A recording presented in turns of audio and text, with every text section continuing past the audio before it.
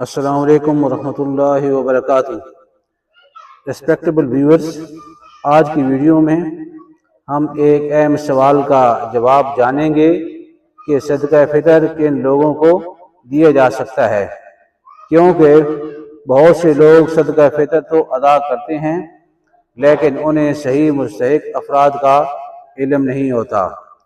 تو جب صدقہ فطر صحیح افراد جو ہیں مستحق ہیں، اس کے جو ڈیزرونگ ہیں، ان تک نہیں پہنچے گا تو صدقہ فطر ادا نہیں ہوگا۔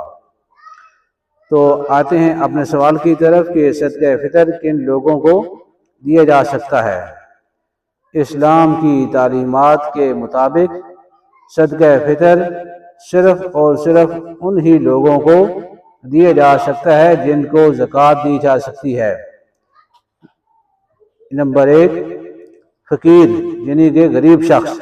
یہ آج کل جو مانگنے والے پروفیشنل فقیر ہیں یہ نہیں ہے، بلکہ غریب شخص جس کی آپ کو ویریفیکیشن ہو، تحقیق ہو کہ واقعی یہ غریب ہے، وہ شخص جس کے پاس بنیادی ضروریات پوری کرنے کے لیے کافی مال نہ ہو، اور اس کے علاوہ یہ ہے کہ وہ صاحب نصاب نہ ہو۔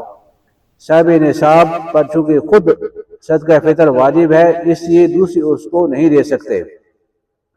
صاحب نصاب کون ہے؟ جس کے بعد 7.5 تولے سونا یا 52.5 تولے چاندی یا اس کے برابر رقم موجود ہے تو اس کو صدقہ فطر نہیں دیا جا سکتا۔ دوسرے نمبر پر مسکین، وہ شخص جو بہت زیادہ محتاج ہو اور اپنی ضروریات پوری کرنے کی بھی طاقت نہ رکھتا ہو۔ تیسرے نمبر پر ہے ایسے افراد جو مالی مشکلات کا شکار ہوں اور مدد کے مستحق ہوں۔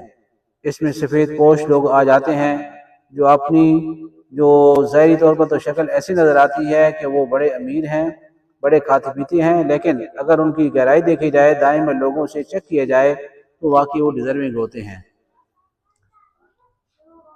اگلا سوال یہ ہے کہ کن لوگوں کو صدقہ فطر نہیں دیا جا سکتا۔ اس سے پہلے والی ویڈیو میں نے گزارش کی تھی کہ اپنے رشتہ دار ہوں گے تو ان کو صدقہ فطر دیں گے تو ان کو ڈبل اجر ملے گا، ایک رشتہ داری قائم کرنے کا اور دوسرا صدقہ فطر ادا کرنے کا۔ لیکن اس کے ساتھ ایک جو کلیریفیکیشن ہے وہ بہت ضروری ہے کہ اپنے رشتہ داروں میں سے بھی کن کو صدقہ فطر آپ دے سکتے ہیں اور کن کو نہیں دے سکتے۔ اپنے رشتہ داروں میں سے آپ کی جو اوپر کو نسل جا رہی ہے، یعنی آپ کے جو والدین ہیں جن سے ہم پیدا ہوئی ہیں، پھر ان کے والدین، دادا دادی اور نانا نانی، اور اس کے علاوہ جس سے ہماری آگے نسل جا رہی ہے، یعنی اپنی اولاد کو، اپنے نواسی کو، اپنی نواسی کو، اپنی پوتی کو، اپنے پوتے کو، اور اس کے علاوہ شوہر بیوی کو نہیں دے سکتا اور بیوی شوہر کو صدقہ فطر نہیں دے سکتی۔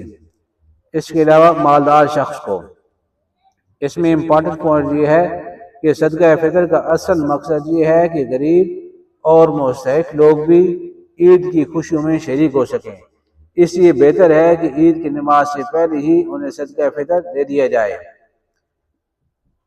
اللہ تعالی ہمیں صحیح طریقے سے صدقہ فطر ادا کرنے کی توفیق عطا فرمائے۔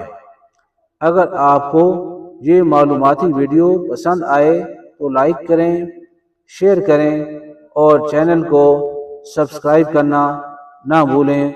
بہت شکریہ، جزاکم اللہ خیرا، تھینک یو ویری مچ۔